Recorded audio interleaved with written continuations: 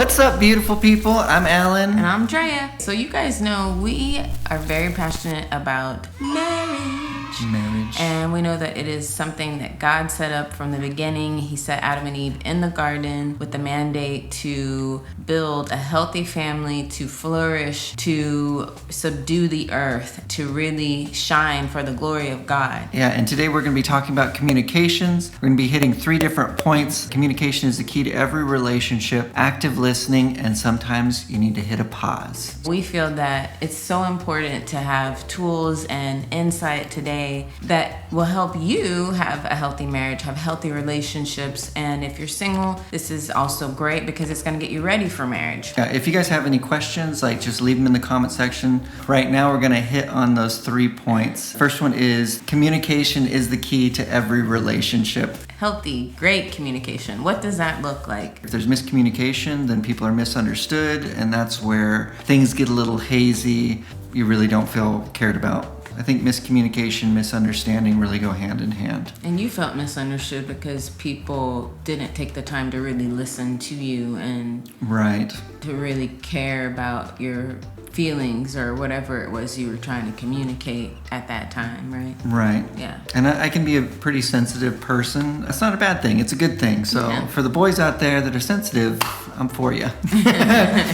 It's really important in communication to actually listen to what the other person is saying. And this applies obviously in marriage, in your dating relationship, but really in any relationship when someone is trying to share with you what's on their heart, when someone is trying to communicate and express their feelings, you need to step back and actually be quiet for a moment and just listen to what they're saying and actually care about what others have to say. Many times it's so easy for us to start thinking about our response and what we want to say right away, especially if it feels like a confrontational type of conversation or you maybe feel attacked in some way, and you can easily want to put up a defense and have your rebuttal ready to go without actually taking a moment to just listen quietly to what that other person is trying to say.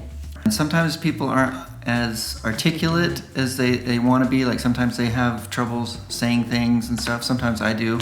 But it's you have to listen to not only what the words that are coming out of their mouth, but actually what's coming out of their heart. Yeah. So what they're actually feeling, what they're actually going through.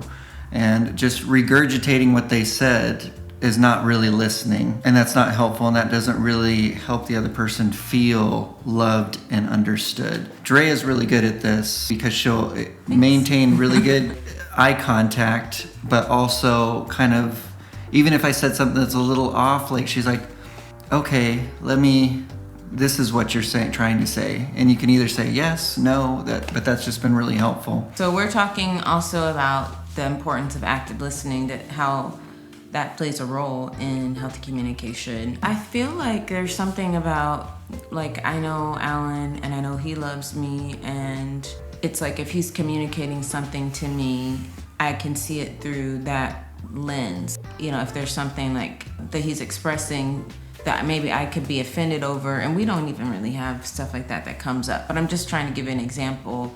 In a marriage, it's so awesome when you can get to the place where you trust each other and you know that your partner has your best interest in mind. So when they're sharing something with you, you can receive it through that type of lens. You've lived with somebody, you know their character and their heart behind what they're saying. Right. So you're viewing it through the lens of that. Even if the way you communicated it is different from how I would have communicated it, I can still understand. See? And honestly, maybe it's even, as believers, we have the Holy Spirit in us. We should be able to, even if someone is different from us. Obviously, I'm a woman, Alan's a man.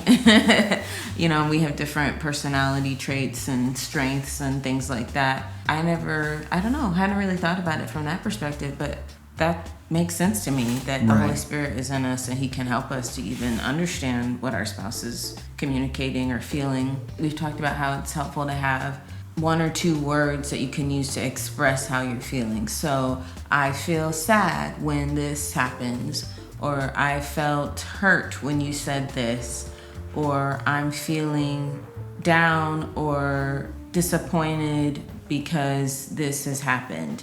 You know what I mean by that? Does that make sense? But you have to put some care into it. You have to care about that other person or it doesn't work. I think too, maybe it's important to know what is the end goal. Like, you know, I think when we're communicating with each other, especially if there's been a breakdown in communication, the goal is to restore and to reconnect. And I feel that sometimes it might feel a little clunky at first, especially if you didn't grow up in a family where you got to fully express how you felt or have those types of healthy communication and interaction with your family members.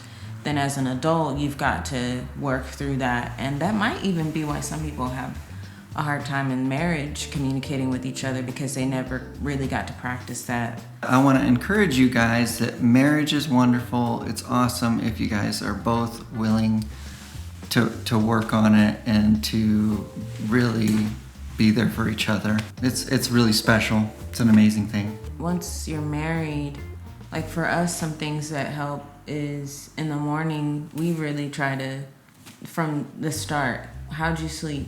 Did you have any dreams? Even just those little things, I think, really make a difference. Throughout the day, you know, we'll text each other, how are you doing? How's your day going? You know, I love you. Things like that may seem like not big, but it helps to keep our communication going throughout the day. Like I've never told you this, but like I'm conscious. It's like I want to tell her I love her, like just through a text at least once a day. Because I mean, like when we were dating, it was always like, you know, and I was like, well, you want to keep that, you want to keep that fire going. That's so true. That's so true. When you're dating, a lot of times you're constantly messaging each other and that fire is burning. Emojis and all that stuff. And it's like you got to keep that going into marriage for sure.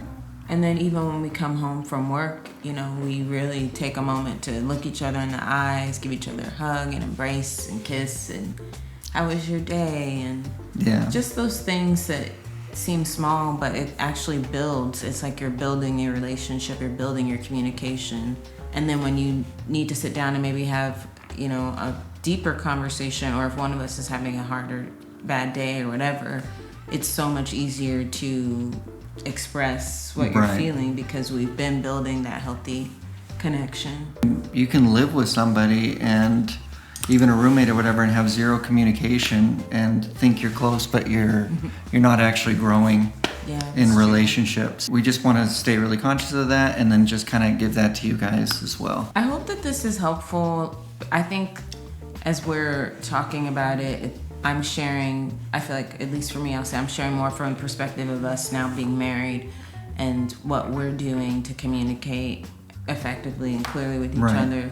Just thinking from perspective of someone who's single, I think you could still use these tools and what we're sharing in your day-to-day relationships and people that are in your close-knit community, and it'll help prepare you for when you do meet someone. And you become the best you can be, and then God'll do the rest, bring you guys together. But you want to hit on the last point? So something that we heard from Steve Backlund, he's an awesome pastor and minister out of Redding, California, is this acronym HALT. And he actually used it from the standpoint of when you're making important decisions. But it stands for when you're hungry, angry, lonely, or tired. So that's something to really keep in mind when you're communicating, especially with your spouse. If it is a topic that you need to discuss that is more serious, there's something happening maybe emotionally that you need to really address with one another, you want to avoid doing that during times when you're really hungry, especially if you're angry, if you are feeling lonely, or if you're feeling tired. So obviously, you know, if you're hungry, you know, you could probably easily solve that. Eat something real quick, you know, and then sit down and have a conversation. We know the Bible talks about not letting the sun set on your anger. You might think, well, if I'm angry, like I need to address this immediately with my spouse, you know, whatever the situation is. I think if you are feeling angry, it's probably better to maybe pull yourself away, have like a quiet space with the Lord, even just for 5 minutes, like, Holy Spirit, Or take I'm a angry. nap. This is what I'm feeling. Yeah, take a nap. Rest a little bit. Yeah. Maybe just like sometimes I think we forget that we are spirit, soul, and body, and sometimes there are like natural factors that can influence us and how we communicate and come across to the people around us.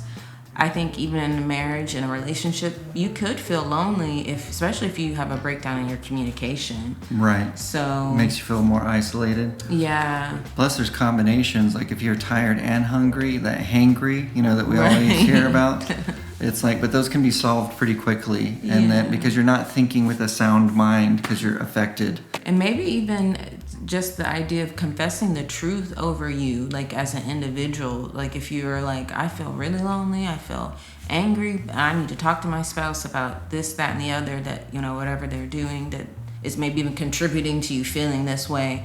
Before you have that conversation, maybe you need to pull away, like I said earlier, and have a moment with the Lord. Say, Lord, this is how I'm feeling. What is the truth over me? What is the truth over this situation? I mean, since we got each other's backs, like Drea will ask me, she's like, are you hungry? Right. And I'd be like, yeah, I am. And I was just, well, let's get something to eat. Or, I mean, it's very rare that I'm angry or either one of us are angry or lonely. But I mean, sometimes she's like, I just need a hug. Okay. And that's like an embrace to kind of just breathe, hold each other. She gets a little smile on my neck. She likes it. But I'm just saying, like, sometimes you just need a little something. So it's like we got each other. We're covering each other. It's a good thing. So you can even ask, go through these. It's like, hey, are you hungry, angry, lonely, or tired? Yeah. It's like, what can we fix that real quick? Take a 10-minute nap. All right, let's go into this decision of buying a house. Right. It's coming in Jesus' name.